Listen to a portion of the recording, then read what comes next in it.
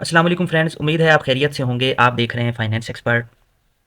Friends, mostly Pakistani 5 बड़ी गलतियां करते हैं टैक्स फाइलिंग करते हुए, बल्कि हर साल ही हम में से अक्सर लोग इनमें से कोई ना कोई मिस्टेक करते हैं। तो मैंने एक समरी बनाई है कि आपके साथ शेयर करूं कि ये आपने चीज़ें याद रखनी है। जब भी आप अपनी रिटर्न फाइल करें, विद इन ड्यू डेट करें, आफ्टर ड्यू डेट करें, तो ये मिस्टेक्स आप ना करें। उससे आप अपने बहुत सारे पैसे भी सेव कर सकते हो और बेनिफिट्स भी ले सकते हो। तो चलें स्टार्ट करते हैं। सबसे पहली गलती जो हम करते हैं ना, वो होती है कि आप फाइलर नहीं बनते।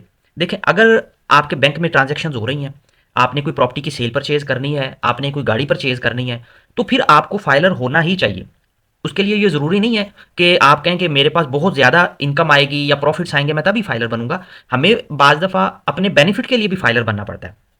सिर्फ आप ये नहीं सोच सकते कि अगर मैं अमीर हूँगा या फैक्ट्रीज लगेंगी मेरी मैं तभी फाइलर बनूंगा। जैसे अक्सर सैलरी पर्सन कहते हैं कि जी सैलरी पे टैक्स तो कट ही जाता है, तो फिर हमें क्यों फाइलिंग की ज़रूरत है। देखिए, आपका टैक्स तो पहले ही कट जाता है। जब तक आप अपनी फाइलिंग नहीं करोगे, उसको डिक्लेयर नहीं करोगे, तब तक आप फाइलर नहीं बनोगे। हालांकि टैक्स भी आप दे देते हो, आप फाइलर भी नहीं बनते। और उसका जो आपको लॉस होता है वो क्या होता है कि आप 50,000 से ज़्यादा जब बैंक से ट्रांजैक्शन करते हो उस पर आपको टैक्स लग जाता है, क्योंकि आप नॉन फाइलर होते हो। जो भी आप ट्रांजैक्शन करते हो जिसपे फाइलर का टैक्स लगता है, नॉन फाइलर का डबल लगता है। ठीक है, प्रॉपर्टी सेल परचेज आप करते हो तो उस पर भी आपको बहुत ज़्यादा टैक्स लगता है। गाड़ी परचेज करने जाते हो उस पर भी डबल ट्रिपल टैक्स लगता है।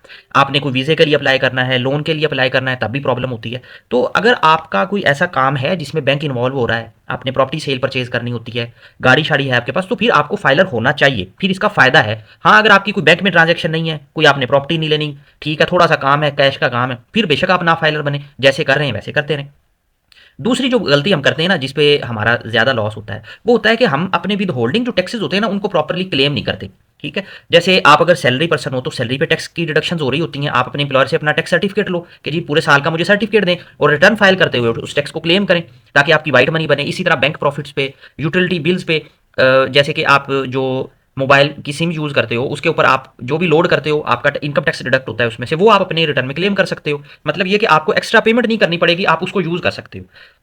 तो रिटर्न फाइल करते हुए आपने अपने विद होल्डिंग टैक्सेस को लाजमी चेक करना है। ठीक है, क्योंकि ये ऐसे होगा कि आप समझ लें कि पैसे तो गवर्नमेंट के पास पहले ही चले गए हैं और आप उसको इस्तेमाल कर लोगे, अपनी वाइट मनी को मैनेज कर लोगे। तो आपने रिटर्न फाइल करते हुए विद होल्डिंग को लाजमी कंसीडर करना है। इससे आपके जो रिफंड्स हैं वो भी बढ़ जाएंगे। ठीक है, और अगर कोई टैक्स पेएबल बन रहा होगा तो वो कम हो जाएगा। तो always claim adjustable with holding taxes in your return. Third जो मिस्टेक होती है हमारी फ्रेंड्स, वो होती है हम अपने एसेट्स और लाइफस्टाइल को बैलेंस नहीं कर रहे होते। देखें, असल में ना ये चीज़ हर पर्सन की डिफरेंट होती है। अब देखें, आपका ना एक लाइफस्टाइल होता है।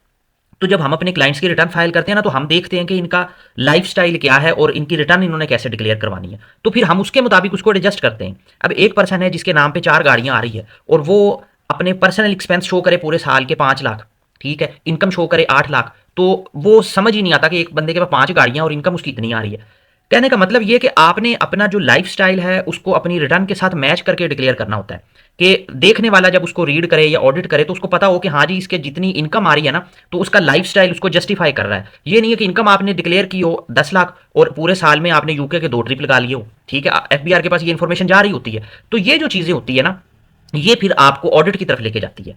ठीक है, अब आपने इनकम कम डिक्लेयर की है, आपने गाड़ी परचेज कर ली, आपने प्रॉपर्टी परचेज कर ली, ठीक है, तो आप ट्रैवलिंग कर रहे हो, ये एफबीआर के पास इन्फॉर्मेशन जा रही होती है कि जी आपकी ये चीज़ें परचेज की हैं, तो वो आपको 111 का नोटिस आ जाएगा, 122(9) का नोटिस आ जाएगा, पेनल्टी ऑडिट वो मसले चल पड़ते हैं। तो इसलिए जब भी आप अपनी डिक्लेरेशन फाइल करें तो उसको ऑनेस्टली ठीक तरीके से करें। हाँ, जो चीज़ आप नहीं मतलब उसको कैलकुलेट कर सकते, अब जैसे पर्सनल एक्सपेंस है, जाहिर है एक एक रुपया कोई भी बंदा नहीं कैलकुलेट करता, लेकिन एटलीस्ट हमें आइडिया होता है कि यार मेरे जो एनुअल एक्सपेंसेस हैं वो इतने बनते हैं, मेरी इनकम जो है वो इतनी बनती है। तो आप उसके आसपास अपना जो है ना वो चीज़ें डिक्लेयर करें, ताकि फ्यूचर में हम उसको जस्टिफाई कर सकें।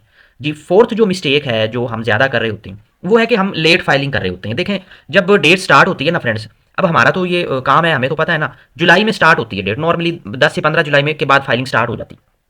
जुलाई, अगस्त, सितंबर तक इसकी डेट होती है। उसके बाद एक आधा महीना बढ़ जाती है, तो 31 अक्टूबर जैसे इस दफ़ा लास्ट डेट थी। अब जो 31 अक्टूबर तक फाइलिंग कर लेगा वो तो फाइलर होगा। अब जो 31 अक्टूबर के बाद फाइलिंग करेगा वो लेट फाइलर होगा। लेट फाइलर का क्या होगा, उसको प्रॉपर्टी सेल परचेज पे उसको टैक्स फाइलर से ज़्यादा देना पड़ेगा, और 1,000 रुपये का फाइन जो है वो अलहदा से वो भी पे करना पड़ेगा। तो इसलिए अगर आपको पता है कि जी मैंने फाइलिंग करनी है, तो फिर उसको डिले ना करें। कोशिश किया करें कि जुलाई या अगस्त के स्टार्ट में अपनी रिटर्न फाइल करें, अपनी लाइबिलिटी जो है ना वो आप फुलफिल करें, ताकि आपको टेंशन ना हो, और डेडलाइन से पहले ही आप अपनी जो फिगर्स हैं वो डालें और उसको फाइल कर दें। और अगर फ़र्ज़ किया आपको कोई इन्फॉर्मेशन नहीं मिलती, तो फिर उसका वेट ना करें। आप अपनी जो है ना उसमें जितनी फिगर्स आप एस्टिमेटेड ले सकते हो वो एस्टिमेटेड ले लें, जो एक्चुअल मिलती हैं वो एक्चुअल ले लें और उसको सबमिट कर दें, ताकि विद इन ड्यू डेट आपकी सबमिशन हो जाए। ठीक है, फिर अगर आपको कोई मटेरियल मिस्टेक नजर भी आती है तो विद इन 60 डेज आप उसको रिवाइज कर सकते हो। ठीक है, विद इन 60 डेज रिवाइज करोगे तो लेट फाइलर का स्टेटस भी नहीं मिलेगा, स्टेटस भी फाइलर रहेगा, फाइलर के बेनिफिट्स भी मिल जाएंगे। तो लेट फाइलिंग की वजह से भी हमें काफी लॉसेज होते हैं, तो आप लेट फाइलिंग ना करें, अगर करनी है तो टाइम पे करें। इसके अलावा जी अब जो हम लास्ट हमारी मिस्टेक होती है वो होती है कि ना हम अनक्वालिफाइड टैक्स जो है ना प्रोफेशनल्स उनसे अपनी वर्किंग करवाते हैं। अक्सर हम ढूंढ रहे होते हैं सस्ते लोग जो हमारी 1000 1500 2 3000 में जो है ना वो रिटर्न फाइल कर दें। तो उससे होता ये है कि वो एक दफ़ा आपकी फाइलिंग तो कर देते हैं, फाइलिंग में मसला नहीं होता। ठीक है, लोग इवन के मेरी वीडियोस देख के भी अपना काम कर रहे होते हैं फाइलिंग का, लेकिन कुछ चीज़ें बाज़ दफ़ा ऐसी टेक्निकल आ जाती हैं जो अगर गलत हो जाए ना तो वो फिर आपको जो है ना वो बड़ा प्रॉब्लम क्रिएट करती हैं। तो इसलिए कोशिश करें कि क्वालिफाइड पर्सन से करवाएं, किसी चार्टर्ड अकाउंटेंट से करवाएं, अगर किसी लॉयर से करवा रहे हैं जिसका टैक्स में एक्सपोजर है तो उससे करवाएं, मतलब किसी क्वालिफाइड बंदे से करवाएं। सिर्फ सस्ते के चक्कर में ना रहें कि जी ये बंदा जो है ना ये 1500 की करके दे रहा है और ये बंदा 10,000 की करके दे रहा है, तो डेफिनेटली कोई ना कोई फर्क होगा।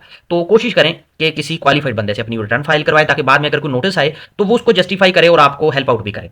तो ये मिस्टेक्स थी। इसमें अगर मैं समरी की बात करूं तो आपको फाइलर रहना चाहिए, अपने विद होल्डिंग टैक्सेस को एडजस्ट करना चाहिए, इनकम और एसेट्स को बैलेंस करके आपने लेके चलना होता है। ठीक है, ताकि नोटिस वगैरह ना आए, अपनी ऑन टाइम फाइलिंग करें और किसी प्रोफेशनल से फाइल करवाएं। ये टॉप 5 मिस्टेक्स हैं जो ज़्यादा पाकिस्तानी करते हैं, मैंने देखा है, तो इससे उनको बड़ा लॉस होता है। आप किसी टैक्स से रिलेटेड टॉपिक पे वीडियो बनाना चाह रहे हैं कि मैं उस पर डिस्कस करूं तो प्लीज़ मुझे कमेंट में ज़रूर बताइएगा। अपना बहुत ज़्यादा ख्याल रखिएगा। वीडियो अच्छी लगे तो लाइक और शेयर ज़रूर कीजिएगा। Thank you. अल्लाह हाफिज़।